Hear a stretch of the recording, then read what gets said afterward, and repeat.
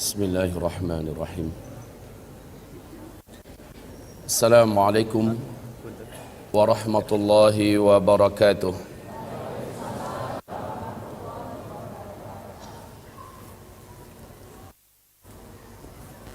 Alhamdulillahi rabbil alamin, wal aqibatu lil muttaqin, wala udwana illa 'alal zalimin.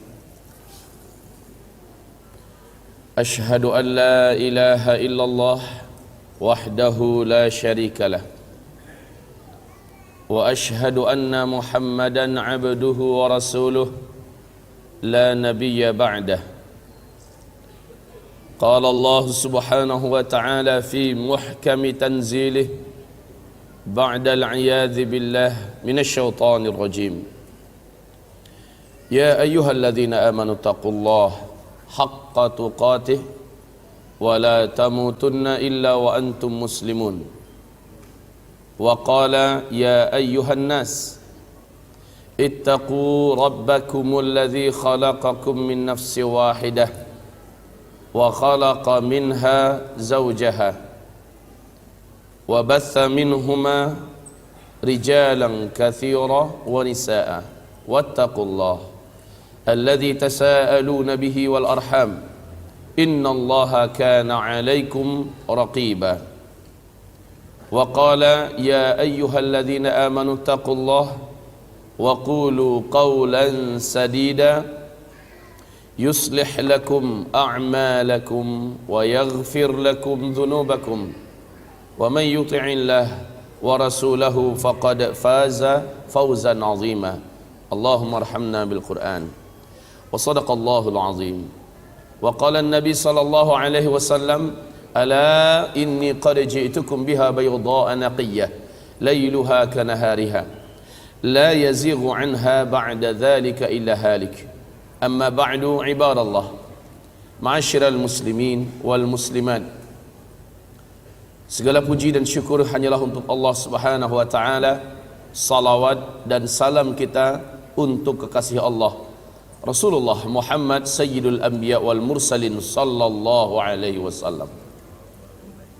Di dalam hadis sahih Imam Muslim diceritakan oleh sahabat Rasul yang mulia Umar bin Al-Khattab radhiyallahu anhu, ketika kami sedang duduk-duduk mengitari Nabi Muhammad sallallahu alaihi wasallam,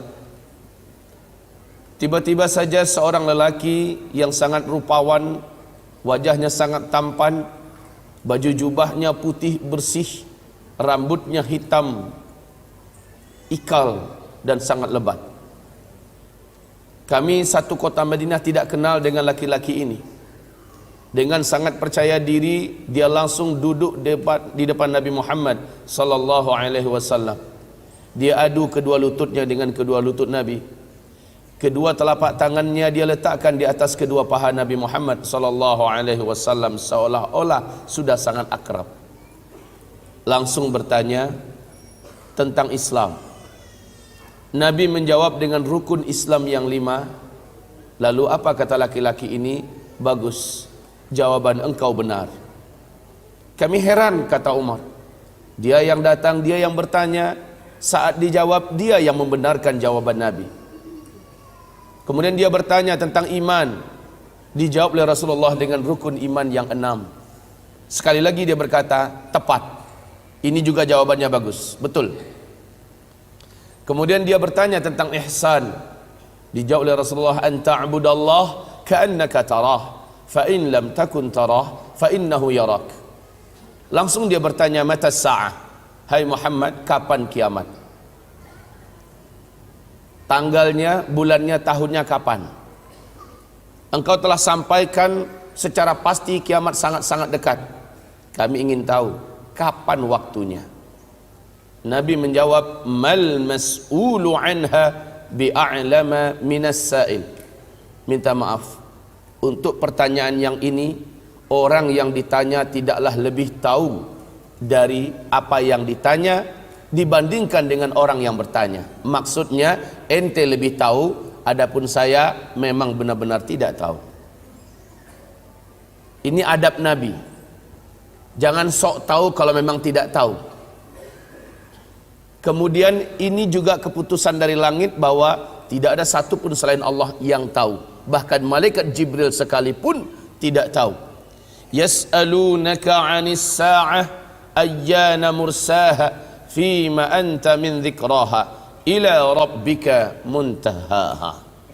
Mereka bertanya tentang kiamat kepada engkau hai Muhammad, kapan akan terjadi? Engkau senantiasa memperingatkan tentang dekatnya masanya. Hanya Allah yang tahu. Hanya Allah lah Rabb engkau yang tahu.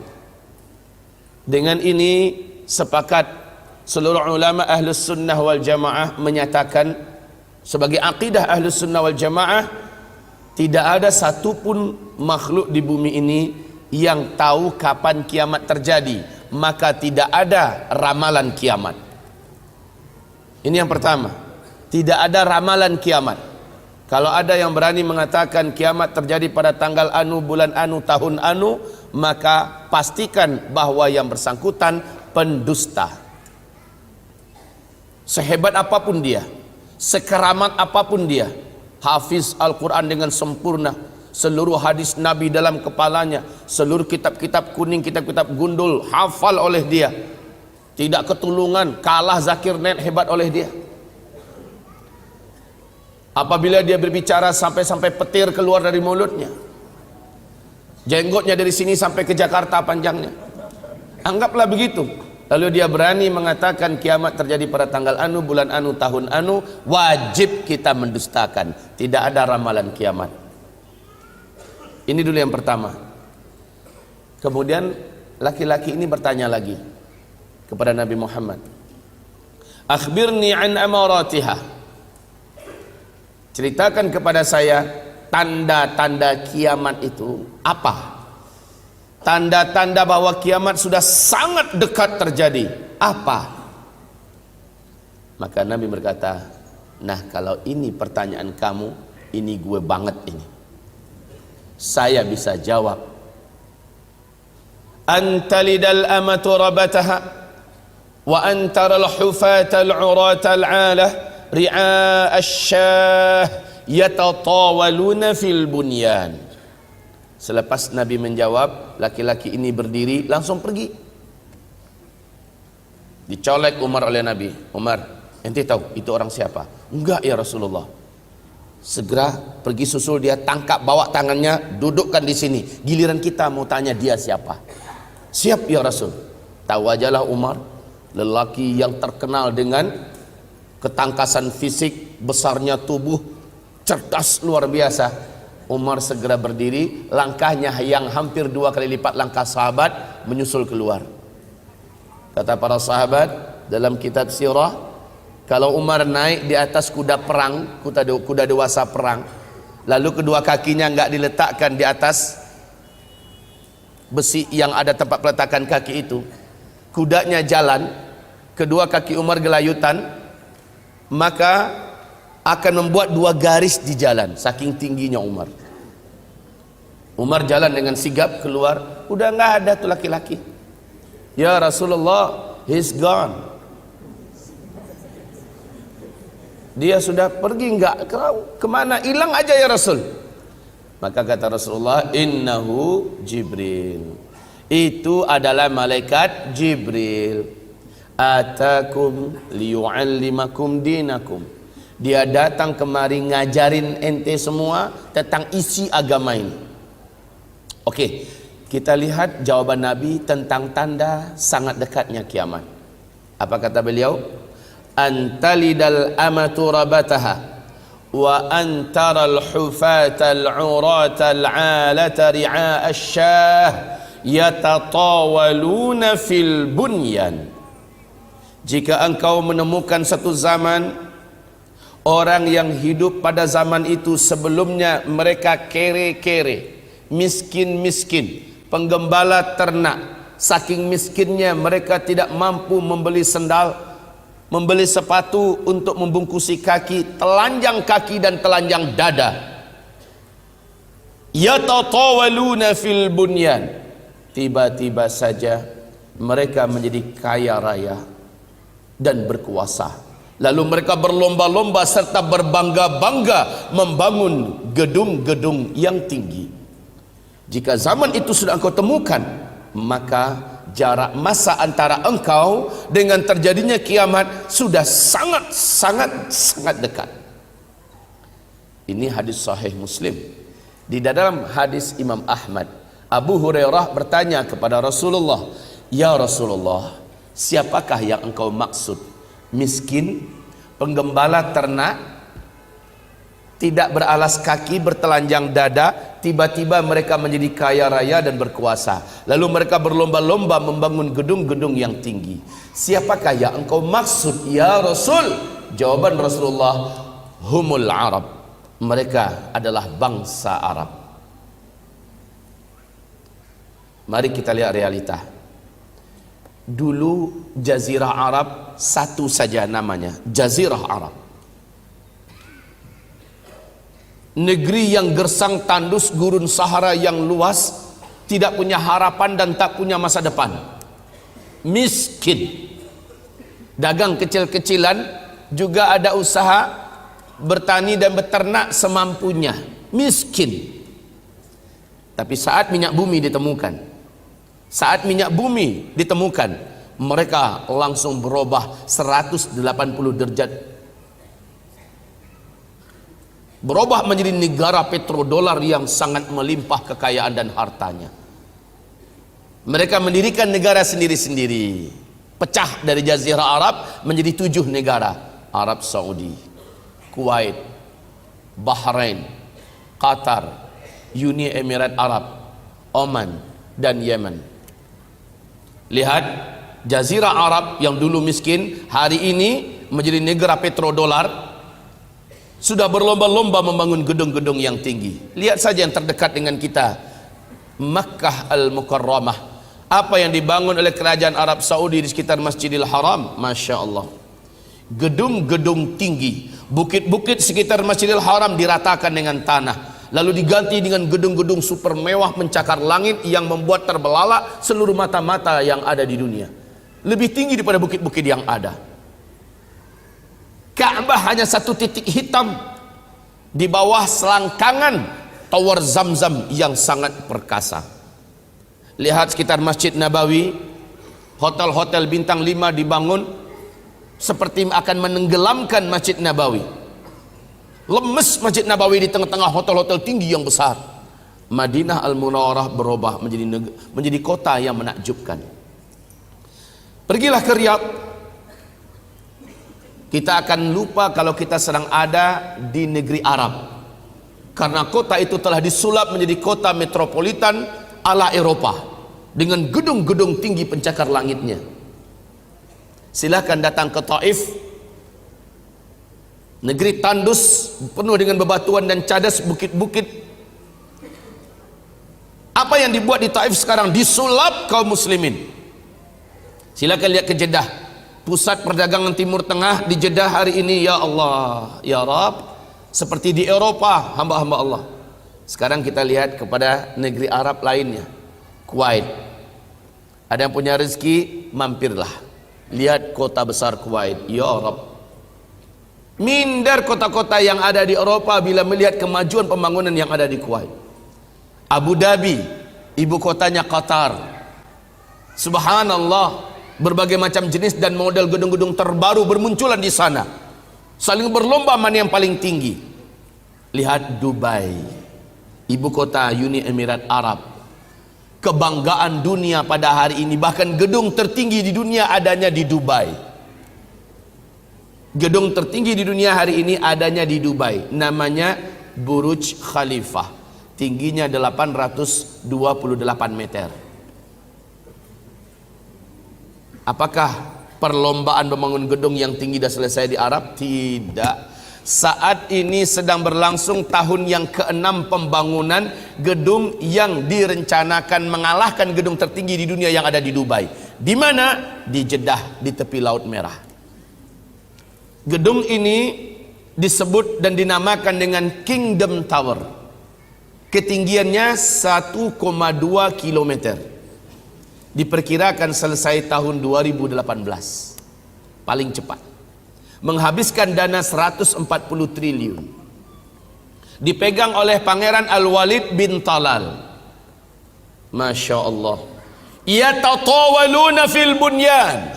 Mereka dulunya miskin, penggembala ternak, tidak beralas kaki, bertelanjang dada, tiba-tiba menjadi kaya raya dan berkuasa. Lalu mereka berlomba-lomba dan berbangga-bangga membangun gedung-gedung yang tinggi.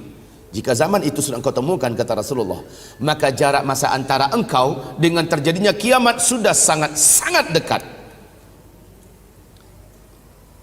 Tanda yang tidak terbantahkan, fakta yang sudah kita temukan telanjang mata di depan mata kita. Ini yang pertama. Yang kedua, fakta bahwa kita sudah sangat dekat, bahwa ini benar-benar akhir zaman. Yang kedua adalah hadis Imam Ahmad berikut ini, dinyatakan oleh Syekh Ahmad Syakir, hadis ini sahih, walaupun Syekh Albani mengatakan hadis ini hasan, tetapi ulama-ulama ahli hadisnya memberatkan kepada kesahihan hadis ini, tentang 5 fase sejarah yang pasti dijalani oleh umat Islam sejak Nabi diutus sampai umat Islam lenyap seluruhnya dari muka bumi ini. Habis-habisnya orang Islam. Rasul bersabda, takunun nubuwah fikum masyaallah an takun, thumma yarfa'uha Allah idza syaa yarfa'aha, thumma takunu khilafatan ala minhajun nubuwah fatakunu masyaallah an takun, thumma yarfa'uha idza syaa yarfa'aha, thumma yakunu mulkan 'addan fatakunu masyaallah an takun, thumma yarfa'uha idza syaa yarfa'aha, thumma takunu mulkan jabariyan fatakunu masyaallah an takun, thumma yarfa'uha idza syaa yarfa'aha, thumma takunu khilafatan ala minhajin nubuwah ta'ummul arda. Di riwayat yang lain thumma sakat. Artinya umatku ini akan menjalani 5 fase sejarah. Awas, hati-hati, pegang ini hadis, lihat kondisi dan posisi kita di mana dalam 5 fase sejarah ini. Yang pertama, boleh saya mulai menulis? Mungkin bapak kami sebelah sini tidak dapat melihat apa-apa ya. Agak dimundurkan sedikit kali.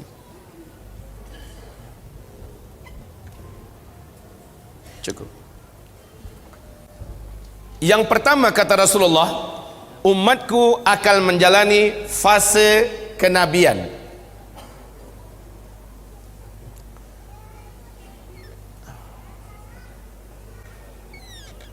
Ini fase kenabian, di mana umat Nabi langsung dipimpin oleh beliau sendiri, oleh Muhammad sendiri. Dan fase ini pasti berakhir kata Rasulullah. Seluruh ahli sejarah sepakat bahwa fase ini telah berakhir dengan wafatnya Nabi Muhammad sallallahu alaihi wasallam. Umat Islam, umat Nabi masuk pada fase kedua. Fase kedua ini umat Islam thumma takunu khilafatan ala minhajin nubuwah. Umat ini akan dipimpin oleh khulafaur rasyidin dengan menggunakan konsep dan sistem kenabian. Di hadis yang lain Nabi mengatakan fase ini berlangsung selama 30 tahun. Wafatnya Khalifah Ali bin Abi Thalib adalah tahun ke-29 Hijriah tambah 6 bulan. Yang 6 bulan lagi dipimpin oleh Hasan bin Ali untuk mempersatukan kalimat kaum muslimin dan meredam fitnah yang terjadi. Persis seperti kata Nabi kepada cucunya Hasan, ini penyelamat umat dan pemersatu umat nanti. Benar, 6 bulan kemudian Hasan bin Ali menyerahkan kekhalifahan kepada Muawiyah bin Abi Sufyan. Maka tepat janji Nabi 30 tahun. Fase yang kedua, umat Islam dipimpin oleh khilafah rasyidah yang menggunakan sistem kerajaan. Fase ini berakhir dengan penyerahan khilafah kepada Muawiyah. Masuklah fase yang ketiga, thumma yakunu mulkan 'addan. Kemudian umat saya memasuki fase yang ketiga, di mana mereka akan dipimpin oleh para khalifah yang menggunakan sistem kerajaan. Fase ini yang paling lama, 1227 tahun. 1227 tahun. Fase yang ketiga ini diisi oleh 3 dinasti. Dinasti Bani Amawiyah, dinasti Bani Abbasiyah, dan dinasti Bani Utsmaniyah. Fase ini pasti berakhir, kata Rasulullah. Dan para ahli sejarah menyepakati fase ini telah berakhir pada tanggal 3 bulan Maret tahun 1924, yaitu dengan tumbangnya khilafah Islamiyah Al-Utsmaniyah di Turki oleh seorang penjagal akidah, pengkhianat umat, gembong Yahudi, Mustafa Kemal Pasha. Ya. Fase ketiga, umat Islam dipimpin oleh para khalifah yang menggunakan sistem kerajaan. Jadi jika meninggal seorang khalifah, langsung digantikan oleh ahli warisnya. Ini udah sistem kerajaan. Fase ini telah berakhir, ya. Fase ini telah berakhir tanggal berapa tadi? 3 bulan Maret 1924. Lalu umat Islam masuk pada fase yang keempat, yang Nabi katakan mulkan jabariyan. Umat ini masuk dalam kekuasaan tanpa khilafah. Tidak ada seorang khalifah pun yang memimpin umat Islam pada fase ini.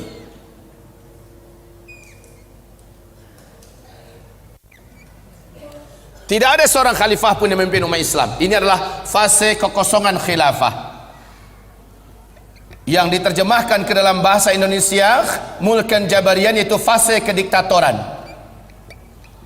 Awas kaum muslimin, tidak ada khilafah Islamiyah. Maka pernyataan ISIS yang mengumumkan khilafah Islamiyah, secara konsep hadis ini bukan masa khilafah. Yang kedua, secara fikih, seluruh ulama ahlus sunnah wal jamaah satu bumi ini, baik ulama ahlus thughur yang sedang ada di medan-medan jihad, atau ulama yang ada di atas mimbar, di atas kebenaran, di belakang-belakang meja, sepakat menolak khilafah ala ISIS. Ini bukan zaman khilafah, tapi ini adalah zaman kediktatoran. Kaum muslimin yang kami muliakan, pada zaman ini umat Nabi diuji dengan sedahsyat-dahsyatnya ujian. Pada zaman ini Islam menjadi pecundang. Pada zaman ini kaum muslimin menjadi korban dan mangsa. Pada zaman ini tidak ada harga dan wibawa bagi Islam, tidak ada izzah dan kemuliaan. Pada zaman ini iman betul-betul diuji. Pada zaman inilah, ibarat Allah yang kami muliakan, munculnya Dajjal. Ibarat Allah yang kami muliakan, ada orang yang hidup paginya masih dianggap oleh Allah beriman. Saking beratnya ujian pada fase keempat, sorenya menurut Allah dia sudah keluar dari iman. Sorenya dia masih beriman, besok paginya dia sudah keluar dari iman. Ba'u dinahum bi'aradin minad dunya. Saking tamaknya dengan dunia, saking inginnya menyelamatkan hidup dunia, dia rela menggadaikan agamanya. Fase yang keempat pasti berakhir, kata Rasulullah. Fase keempat ini ternyata tidak lama, nggak pakai ribuan tahun, nggak pakai ribuan tahun. Sebentar akan saya jelaskan.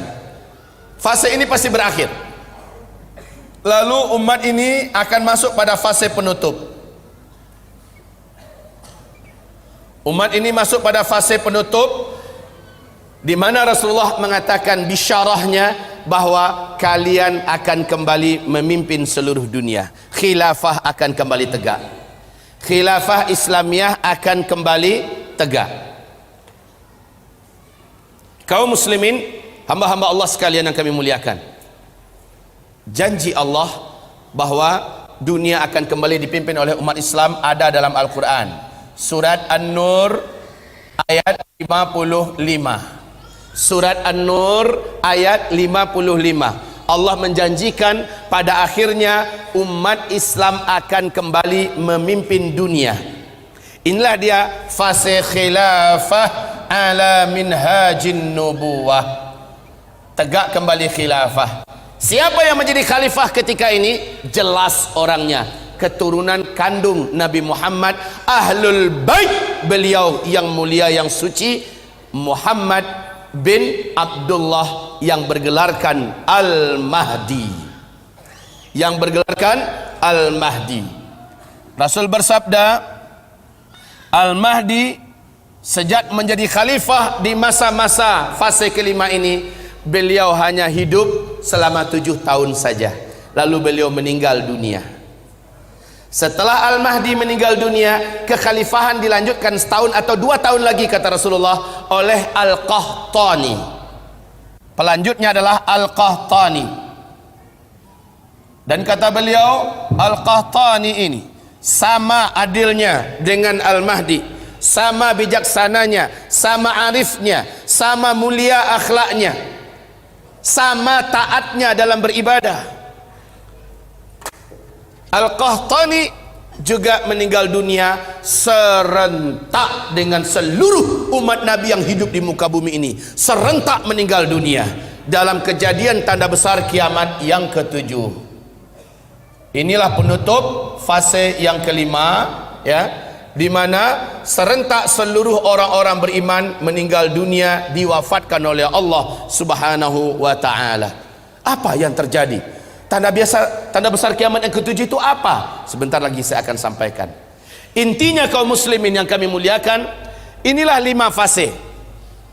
5 fase sejarah yang wajib dijalani oleh umat Nabi Muhammad sallallahu alaihi wasallam, yang pada akhirnya dunia akan kembali dipimpin oleh khilafah Islamiyah.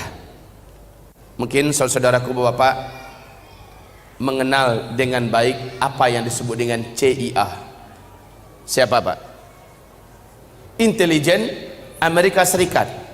Di New York Times, CIA Amerika Serikat mengumumkan, menurut analisa mereka, menurut hitung-hitungan mereka, dunia masa depan memang akan kembali dipimpin oleh khilafah Islamiyah. Dan yang paling mengejutkan, mereka menyebutkan perkiraan tahunnya. Menurut mereka tahunnya adalah 2020, dunia akan kembali dipimpin oleh khilafah Islamiyah. Allahu Akbar. Jika ini benar, tapi tentu saja kita tidak disuruh untuk mengimani pernyataan ramalan orang-orang kafir. Sekedar tahu sih oke. Setidaknya kita tahu di New York Times, majalah paling bergengsi Amerika Serikat, CIA memberikan pernyataan yang spektakuler bahwa khilafah Islamiyah akan kembali memimpin dunia, startnya 2020. Ini pernyataan mereka. KGB Rusia, intelijen Rusia, KGB Rusia memberikan pernyataan yang gak jauh beda. Apa pernyataan KGB Rusia? Puncak jaya-jayanya khilafah Islamiyah di masa yang akan datang adalah tahun 2025. Jika menurut CIA startnya 2020, maka menurut KGB Rusia 2025. Apapun kata mereka, bukan di sana kita membangun akidah dan keyakinan kita. Kita membangun akidah dan keyakinan kita di Al-Quran surat An-Nur ayat 55. Allah menjanjikan, setelah kamu kehilangan dan mengalami masa kekosongan kepemimpinan dunia, umat Islam tidak dipimpin oleh seorang khalifah pun, dan umat Islam benar-benar bulan-bulanan di sini, Allah menjanjikan kamu benar-benar akan menjadi khalifah kembali, pemimpin kembali yang akan mengayomi seluruh dunia. Ini janji Allah. Juga menurut hadis ini, Islam akan kembali memimpin dunia. Kaum muslimin, hamba-hamba Allah yang kami muliakan, 5 fase. 5 fase. Kita kembali melihat kepada pernyataan Rasulullah bahwa sejak beliau diutus sebagai nabi dan rasul sampai wafatnya seluruh umat Islam serentak di muka bumi ini, beliau menyebutkan hadis ini, hadis yang diriwayatkan oleh Abu Dawud. Status hadis ini dhaif. Status hadis ini dhaif. Bahkan ada yang sampai ke derajat dhaif jiddan, sangat lemah. namun masih dihitung masuk ke dalam hadis ahad. Karena turuknya yang banyak atau jalur periwayatan hadis ini banyak, naik derajatnya ke derajat hasan li ghairih. Boleh meriwayatkan hadis ini, tetapi adabnya wajib disampaikan status hadis. Kemudian adabnya juga umat tidak dibenarkan membangun akidah dan keyakinan di atas hadis dhaif, bahkan hadis hasan. Namun dia boleh diriwayatkan karena dia tetaplah hadis Nabi Muhammad sallallahu alaihi wasallam. Bagaimana pandangan Rasulullah tentang jarak antara beliau diutus? Ini start, ini start, dan ini adalah finish. Adalah finish. Wafatnya umat Islam serentak di muka bumi adalah finishnya. Sejak aku diutus sampai umat ini wafat, Allah telah mentakdirkan untuk umatku masa mereka di bumi ini hanya 1 hari saja di sisi Allah. 1 hari di sisi Allah kita ngitungnya berapa lama? Ya, surat As-Sajdah ayat 5 ya. Yudabbirul amra minas samai ilal ard thumma ya'ruju ilayhi fi yawmin kana miqdaruhu alfa sanah mimma ta'uddun. 1 hari di sisi Allah kamu merasakan dan menghitungnya di dunia 1000 tahun. Jika Rasul mengatakan umur umatku di sisi Allah hidup di bumi ini hanya 1 hari saja, maknanya 1000 tahun, lalu Allah menambahkan untuk umatku 1/2 hari lagi. Semoga umatku tidak menjadi lemah karena Allah menambahkan untuk mereka 1/2 hari lagi. 1/2 hari. Jam 11 kalau kita ngitungnya jam 11 pagi, udah mulai kita hitung 1/2 hari nggak itu? Hah? 11:30 udah mulai kita hitung 1/2 hari nggak itu? Jam 12 kurang 1/4 udah kita hitung 1/2 hari nggak itu? Iya, kurang-kurang sedikit kita sudah hitung 1/2 hari. Oke, lihat hitung-hitungannya. Lihat hitung-hitungannya kaum muslimin. 1,5 hari. Para ulama Ahlus Sunnah wal Jamaah ketika mencoba mentafsirkan, merincikan hadis ini, maka mereka mengatakan umur umat Islam di bumi ini lebih dari 1400 tahun, tapi tidak akan sampai full 1500 tahun hitungan hijriyah. Hitungan hijriyah. Ada yang mengatakan 1476 tahun umat ini sudah hilang di muka bumi. Umat Islam, umat Nabi sudah habis. Ada yang mengatakan 1477 umat Islam sudah habis. Belum kiamat loh ya, tapi umat Islamnya sudah habis. Ada yang mengatakan 1482 umat Islam sudah habis. Kaum muslimin, kita cari aman aja dah. 1500 full. Sekarang kita hitung tahun hijriah keberapa kita sekarang? Sudah 1477 hijriah. Hijriah itu artinya setelah Nabi hijrah dari Mekah ke Madinah, kan begitu? Baru mulai dihitung hijriah. Ada 10 tahun setelah Nabi hijrah dan ada 13 tahun sebelum hijrah. Menghitung umur umat Nabi di bumi ini bukan sejak beliau hijrah, tapi sejak beliau diutus sebagai Nabi dan Rasul.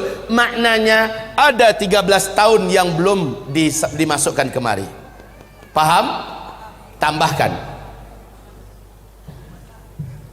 1450 tahun. Seandainya kita masukkan kepada hitungan di atas, ambil full saja 1500, artinya sisa umat Islam ada di bumi ini hanya 50 tahun lagi umat Islam habis. Ada yang udah mulai lemas lututnya. Udah pada sarapan semua tadi? Makin kesininya makin ini loh Pak, tegangannya makin tinggi. Jadi yang jantungnya lemah tolong didoping dulu dah sekarang. Masyiral muslimin, ini ya fakta yang kedua.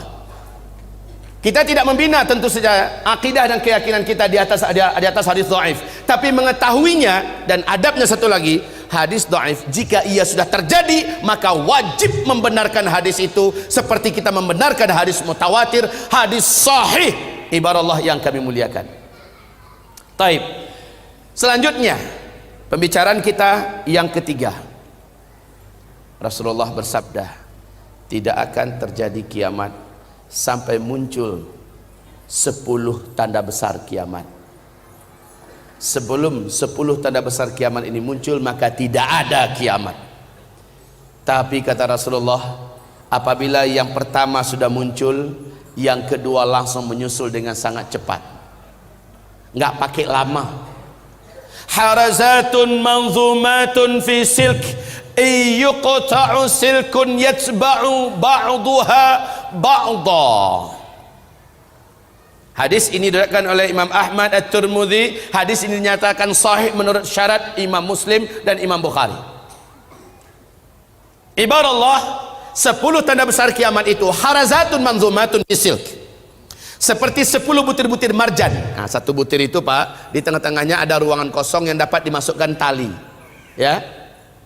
Lalu yang kedua, ketiga dimasukkan semua. Akhirnya antar satu dengan lain terhubung oleh tali ini. Di bagian bawahnya dikasih simpul sehingga tertahan, nggak bisa keluar. Kayak butiran tasbih begitu, ya. Yuqta'u silkun, bila mana silk atau simpul itu dipotong, diputus, apa yang terjadi? Meluncur yang pertama enggak. Lalu yang kedua gimana? Begitu ceritanya.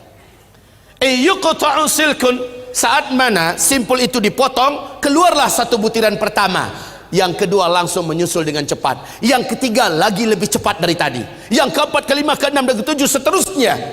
Maka kaum muslimin, 10 tanda besar kiamat ini, kalau bapak baca buku-buku apa saja tentang hadis akhir zaman, insya Allah bisa muntah bapak bacanya. Bingung habis, bapak tumpang tindih. Kadang-kadang yang nomor 2 jadi nomor 7 di hadis yang lain. Kadang-kadang yang di sini nomor 1, di hadis yang lain jadi nomor 5. Alhamdulillah kami sejak tahun 2003 fokus dan konsentrasi mengumpulkan hadis-hadis ini, kemudian mengkomparasikannya dengan hadis-hadis yang lain, dengan kitab-kitab yang lain, lalu duduk bermulazamah dengan masyayikh, beberapa ulama ahli hadis, bicarakan tentang ini. Maka urutan yang dapat kita simak, insya Allah juga Bapak Ibu dapat melihat di kitab ini nanti, Ensiklopedia Akhir Zaman oleh Syekh Dr. Ahmad Muhammad Al-Mubayyad. Kitab ilmiah terlengkap tentang masalah akhir zaman yang dapat jadikan pegangan dan rujukan yang paling memuaskan untuk saat ini. Ibarat Allah, urutan 10 tanda besar kiamat ini berikut ini. Awas, 4 tanda besar kiamat Bu, Pak, akan terjadi pada masa kita, fase keempat. 4 tanda besar kiamat akan terjadi pada masa kita. Ini tanda besar kiamat yang pertama. Menyusul tanda besar kiamat kedua dan tanda besar kiamat yang ketiga. Fase keempat ini akan ditutup dengan terjadinya tanda besar kiamat yang keempat. Apa ini yang pertama? Seluruh dunia menyaksikan, bukan hanya di Arab. Kebanyakan tanda-tanda kecil kiamat dan sebagainya banyak terjadinya di Arab, tapi yang ini satu dunia merasakannya. 10 tanda besar kiamat, satu bumi akan merasakannya. Yang pertama, bumi dibungkus oleh kabut debu yang teramat sangat tebal, lagi super panas.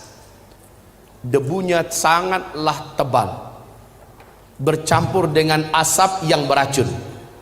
Bumi ini gelap gulita selama 40 hari 40 malam. Orang tidak dapat membedakan kapan siang kapan malam. Gelap gulita. Kamu berusaha meletakkan telapak tangan kamu ke hadapan wajahmu untuk melihat telapak tangan itu, lam yakad yaraha, tidak mampu melihat sedikit pun saja apa-apa di telapak tangan, saking tebalnya kabut debu tersebut. Dan ini panas kaum muslimin, panas. Lalu Rasulullah dalam hadis diriwayatkan oleh Ibnu Jarir, hadis dinyatakan dengan sanad yang jayyid, sanad yang bagus. Apa kata Ibnu Abbas radhiyallahu anhu? Rasulullah mengatakan saat kabut debu itu terjadi, orang kafir, satu bumi ini akan sulit untuk bernafas. Karena kabut debu ini seperti tidak menyisakan ruangan untuk oksigen. Panas. Sementara dari lubang hidung mereka mengeluarkan asap, dari mulut mereka mengeluarkan asap, dan dari lubang dubur mereka mengeluarkan asap. Adapun kulit mereka, orang kafir ya, adapun kulit mereka melepuh seluruhnya. Beberapa bahagian dari tubuh mereka meleleh dagingnya, menjadi jelek setelah itu. Kalaupun masih hidup, mereka sangat sengsara dan menderita. Nah, orang yang beriman, yang imannya lurus dan benar, tauhidnya benar, serta amal solehnya sebelum itu banyak. Lihat Al-Quran surat Al-An'am ayat 158, dinyatakan oleh Allah orang beriman selamat. Seberat apapun kabut debu dan asap yang sangat tebal ini, orang beriman ketika melewatinya, berapa hari Pak? 40 hari 40 malam. Seberat apapun orang beriman dapat melaluinya dengan selamat. Mereka hanya seperti terserang flu dan demam saja. Gitu aja keadaannya. Tapi orang-orang ini, orang kafir. Dan juga dalam ayat surah Al-An'am ayat 158, orang beriman yang imannya menyimpang, orang Islam yang sebelum kejadian ini, sebelum kejadian tanda besar kiamat yang pertama ini, banyak buat maksiat, hobi buat dosa, mereka akan sependeritaan dengan orang-orang kafir, sama sengsaranya dengan orang-orang kafir. Awas, orang Islam yang hobi buat dosa, orang Islam yang hobi bermaksiat, yang minim amal solehnya, dia sama menderitanya dengan orang kafir. Peristiwa ini disebut oleh Allah, oleh Rasulullah, dan disebut oleh seluruh para ulama Ahlus Sunnah wal Jamaah dengan sebutan dukhan. Saking dahsyatnya dukhan ini, sampai-sampai Allah menyebutkan salah satu nama suratnya surat Ad-Dukhan. Ada dengar nggak? Surat Ad-Dukhan. Karena ini memang peristiwa yang sangat mencekam. Bayangkan Bapak Ibu, gelap gulita 40 hari 40 malam. Yang paling hebatnya, dalam masa kegelapan itu tidak ada teknologi yang dapat dipakai. Listrik padam mati seluruhnya total.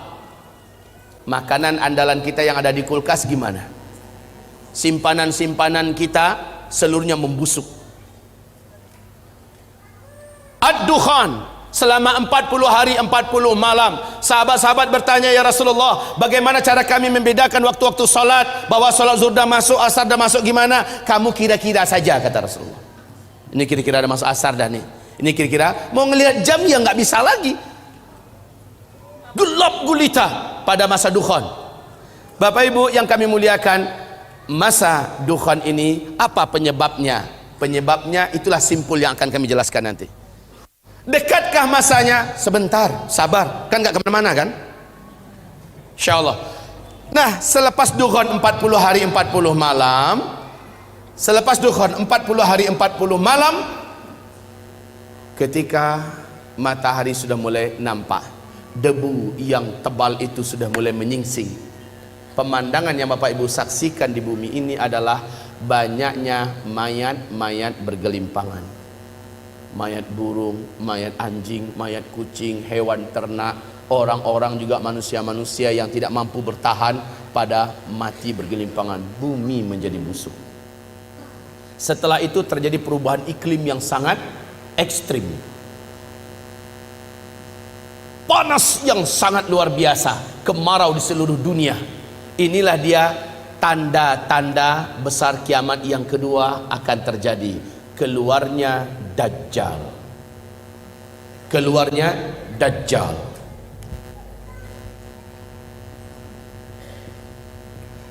Na'udzubillah minad Dajjal.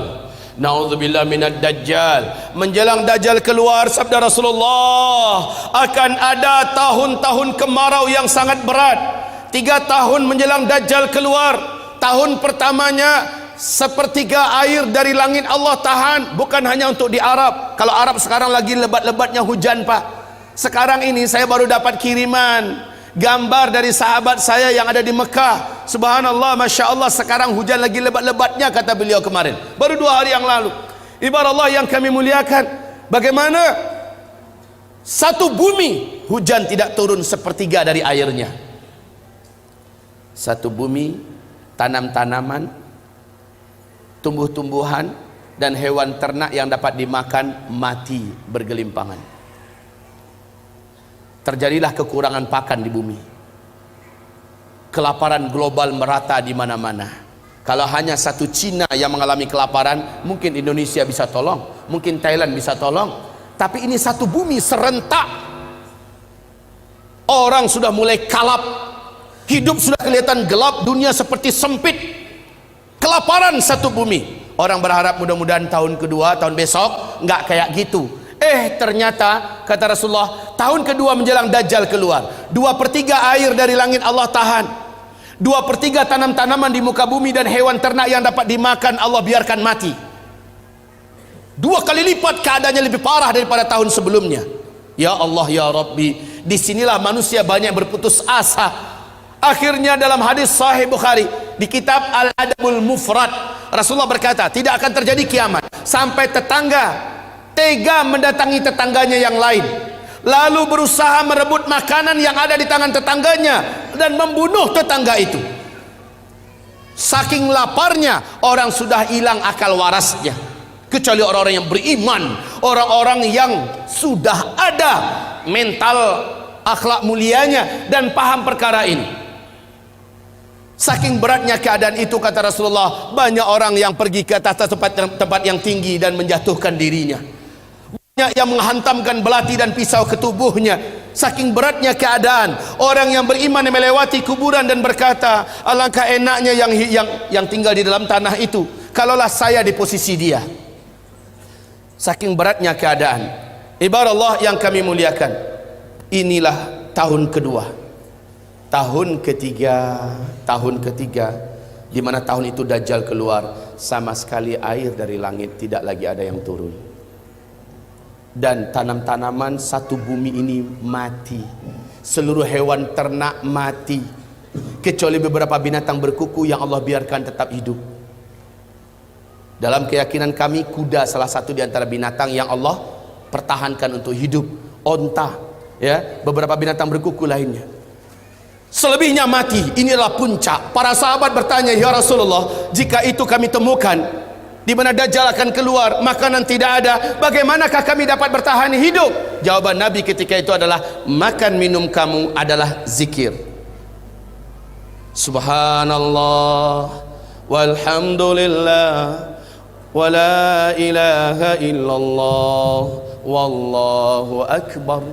Siapa yang membaca ini berulang-ulang dan dia niatkan untuk ganti makanan, Allah akan jadikan perutnya kenyang, Allah akan jadikan tubuhnya terasa kuat. Inilah dia.